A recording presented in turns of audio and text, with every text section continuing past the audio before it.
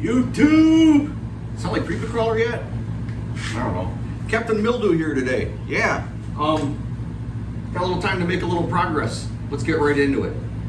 This is the pulleys and drivetrain and jackshaft edition that might work and it might not. Let's find out. So what the hell is going on with this jackshaft here? All right, before we go any further, I know a couple of folks had commented and questioned what we're going to do with this. That, when the engine is running, since it's going to turn clockwise this way, that stays in. I honestly couldn't tell you. Maybe hit and miss engine aficionado might be able to tell me if that should have a spring on it. But as it's running, it stays in. Now, we want to be sketchy here. Sketchy is cool. Stupid is not cool. So we're not going to be stupid. We're going to put devise some kind of a setup here to keep that hand crank in. Because man, if that ever did kick out and get stuck or something, that is going to tear some stuff up. We don't want to do that. So we'll get back to that later. So for the jack shaft, why are we running a jack shaft? Well, as we talked about earlier, these engines turn 550 RPMs, or at least this one does, and most of the horse and a half, 2.5s, that's what they turn. 550 RPMs with a standard wheel horse gear ratio, this thing would probably run about 1 mile an hour. That's not enough. We're going to try to go for 5. So here's what we got going on. We got a welded pulley set up over here. It's an unwelded pulley because it's not been done yet. This is an 8-inch pulley, 1.25 inch shaft. We're going to run that on the engine here. We're going to run that 8-inch pulley to a 4. That's a 2-to-1 increase in speed. Running a 6 here, and that's, I don't know, a 3.5, 3, 4, whatever. We're going for approximately an increase in RPM at the input shaft of about 4-to-1. That would put this at, say, this is running 500 RPMs. That'll put that input shaft right there at about 2,000 RPMs. Now, going through the calculations on these wheel horses, now this is a very basic calculation.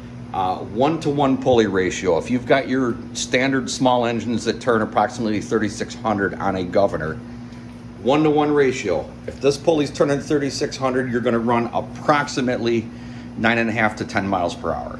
So with the goal here of 5 miles per hour without whining its guts out too bad, I know 550 red line, it's kind of scary.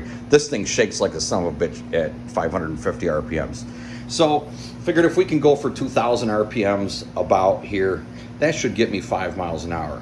Now, as we're talking about this, all right, let's go back to let's swirl out on the jack shaft. It's just a couple of cheap pillow blocks, 1-inch steel, solid round bar stock. I don't know what it is, at 1018 or whatever. I don't know steel numbers, so whatever. Got a keyway cutter at the shop, so we cut some keys in here for these pulleys.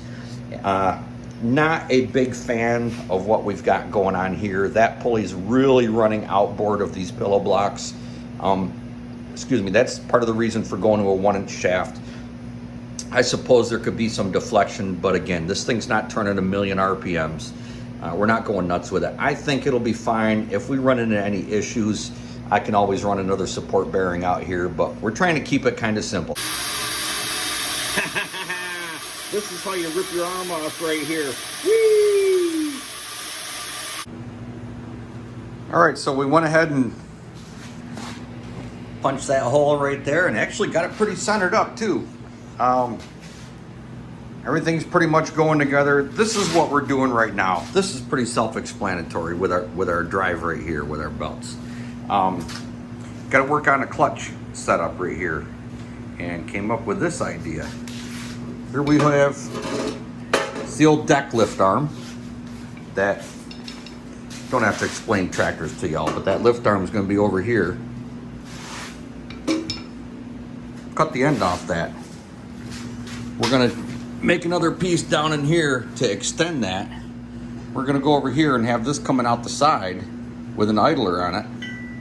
Obviously, we're not going to do it with this one until we modify it, but you see what we got going on here.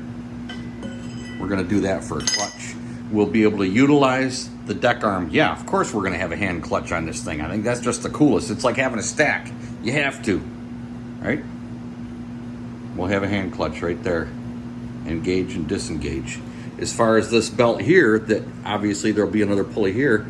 As far as this belt, I think what we're going to do is utilize the factory clutch arm and pulley, and we're just going to run a belt up over that with a spring here for tension. That's always going to keep tension on that belt. Again, we're not making massive power here. I actually believe this is going to work, so stick around. We're going to do some cutting and grinding and swearing, and maybe even have another old mildew. See how this is all going to work out. I'm kind of excited. How about you? Here's some more cool info for you. If you're ever welding up any round tubing and you need to line it up, doing anything with round tubing, get yourself an old piece of scrap angle iron. That's all you got to do. Clamp it on both sides. It's going to get you pretty dang close. I mean, close enough for what we're doing. We're not building space shuttles here. Hey, it works. All right, we made some progress. This is definitely going to work. Some of you may recognize this. This is the rear wheel deck lift setup off of the old style mower decks for these things. And the little squirrel took over. I was able to piece it together right here to the old deck lift arm and through bolt it, because obviously it can't be disassembled except for that side. We're going to put a pulley out here. We're going to be able to run a hand clutch on it. No doubt in my mind that it's going to work. So we're going to quit for there. Pardon the fingers in the way and everything, but it's past dinner time. It's hot out here. Hey, y'all, stay tuned. We're probably going to go ahead and just do a quick cover up on the next video.